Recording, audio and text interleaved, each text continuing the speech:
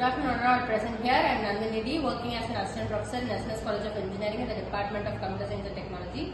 Today we are going to see a seminar by our student Jerif on the topic RAID. RAID is also called as reductant array of independent disks. It is used to increase the performance of data redundancy or both by connecting the multiple secondary disks together. There are three major advantages of RAID. They are to increase the performance, to increase the reliability, and the data are restored. RAIDs are of 6 levels. They are RAID 0, RAID 1, RAID 2, RAID 3, RAID 4, RAID 5 and RAID 6. RAID 0. The data is broken down into blocks and these blocks store across all the disks. This is also called, the RAID 0 is also called as block strip. And the strips or array of disks are implemented. You can see in this diagram there is no repetition in both the disks. You can see so that Different blocks are available in both the disks. So if A, B and C, here D, E and F, so there is no repetition of this. So if A data is lost, it is lost only, we cannot able to retrieve the data. RAID 1 is also called as mirror technique, and we can tell that all the data in this drive is duplicated and to another drive.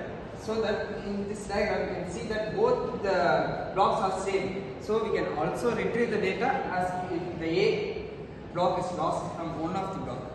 And advantages is fault tolerance. RAID 2. RAID 2 uses the mirror as well as stores the error corrected data. And you can see the word error corrected.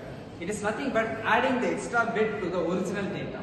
And RAID 2 is complex structure as it high cost and it is not commercially available.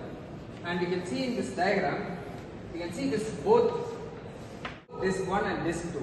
Both are same as it means the mirror image.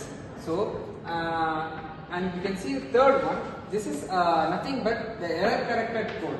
That means we are getting an extra bit to the original data. RAID 3. RAID 3 consists of byte level stripping with dedicated parity. Parity stripping is nothing but collecting.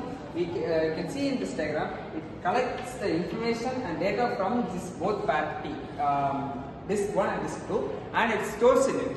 Then it just used for protecting the data from both disks. In this level, the parity information is stored in each disk. As I said before, from each disk, it stores data in this third disk. And it helps to protect and store the information of these two disks. RAID 4. It consists of block level stripping with the parity disk. And you can see in this diagram, it is similar to parity, it is similar to RAID 3. But it has a major difference, nothing but you can read parallelly in this, but you can't read parallelly in RAID 3. And you can see, disk 1 contains the same mirroring disks, and this is the third disk we get. This is the third disk we get from the, we can use it as additional disk, and we store both the disk 1 and disk 2's data in disk 3. In this, the access type is independently accessed and we can read parallelly both the data in the same disk of disk 3. RAID 5. RAID 5 writes the whole data blocks into different disks, but the parity bit generates for the data block strip are distributed among all the disks. Data block strips. It is nothing but these blocks have the separate parity for them.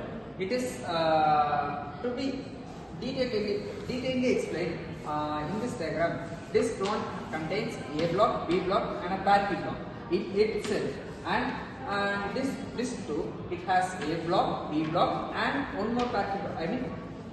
Each disk contains its own parity block, and also it as a common it has parity for both the disk 1 and disk 2. Even though the disk 1 is deleted, it has its data in disk 3, and disk 2 is deleted, it has its data in disk 3. RAID 6. RAID 6 is nothing but the extension of RAID 5. And in this level, there are two independent parities and that are generated and stored in the distributed